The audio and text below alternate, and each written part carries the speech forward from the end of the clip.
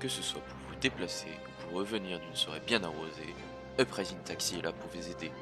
De la voiture à la limousine, nos chauffeurs seront là pour vous déplacer.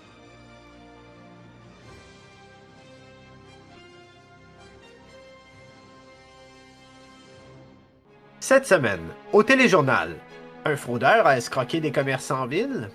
Au reportage, des créatures dans la mine. Insolite, un homme saute 2 fois d'un pont. Des crocodiles en haute mer. Les importés, une crise à ne pas négliger. Bonsoir et bienvenue au téléjournal. Une fraude d'envergure a eu lieu cette semaine dans 2 commerces bien connus en ville. Le Top Mécanique et le Benise se sont fait voler pour plus de 55 000 en biens et services. Le suspect, M. Jean-Guy Tremblay, est activement recherché par les corps policiers de la ville. Un mandat d'arrêt est lancé contre lui pour divers motifs dont escroquerie à l'entreprise, vol et voies de fait, pour n'en nommer que quelques-uns.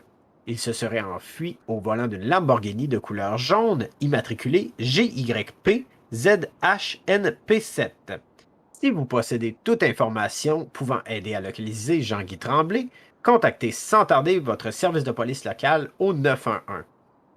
Une récompense de 20 000 est d'ailleurs offerte par le propriétaire du Benise à quelconque citoyen sera guidé les autorités afin de retrouver le suspect.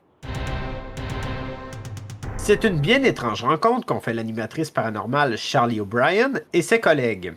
Après avoir passé une nuit entière dans une mine abandonnée, c'est une créature ressemblant au légendaire Bigfoot qui les a alors attaqués. Le groupe de 5 personnes était sur le point de repartir, une rencontre plutôt déroutante. J'arrive même plus à me rappeler s'il était entré ou si on l'a vu à l'extérieur. Non, je crois qu'il était à l'intérieur. C'est bien ça, Alexa? Je crois, moi, honnêtement, quand je l'ai croisé, il s'est donné un élan pour me frapper, puis j'ai glissé par terre pour pas qu'il me frappe. Ouais, et du coup, en fait, on était partagés parce que d'un côté, c'est ultra flippant, mais d'un autre côté, c'était super intéressant, super fascinant.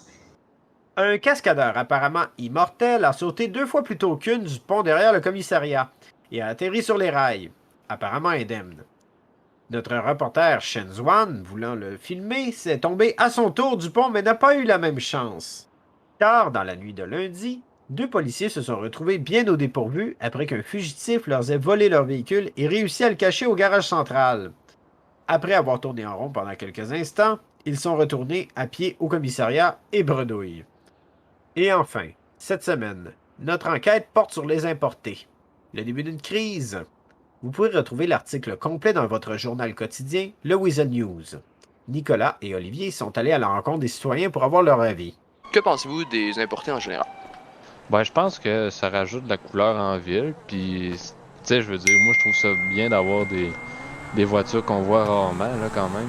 Ben, tu sais, là, en ce moment, on les voit beaucoup, là, mais auparavant, on les voyait pas tant que ça. Ben, ça va vite quand c'est pas moi qui chauffe.